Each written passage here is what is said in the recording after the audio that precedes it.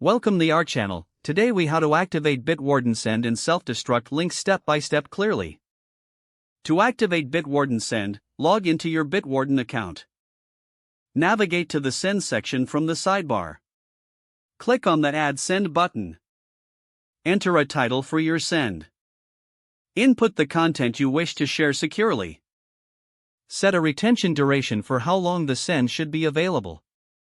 Choose whether the send will self-destruct after being viewed. Configure any additional options, such as password protection if desired. Once everything is filled out, click Save. Your send link will now be generated. Copy the link provided. To activate self-destruct links, return to the send list. Select the send you just created.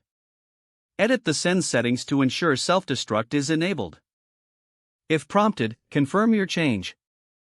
Save the updated send settings. Your send is now configured to self-destruct after being accessed. Share the generated link with your intended recipient. Once accessed, the link will deactivate automatically based on your self-destruct settings. Monitor your send list to see the status of your links. You have now successfully activated Bitwarden Send and self-destruct links.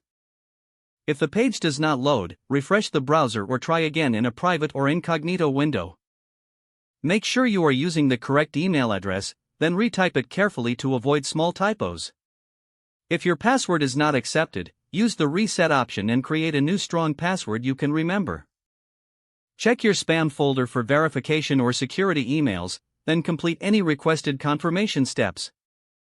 Enable two-factor authentication if available to improve account security and reduce unauthorized access risk. After signing in, review your profile details so your contact information and settings are accurate and current. If you see an error message, note it down and try again after restarting your device and internet connection. Log out when you finish, especially on shared devices, to keep your account and payment information secure. Don't forget to like this video and subscribe to our channel for more step-by-step tech guides.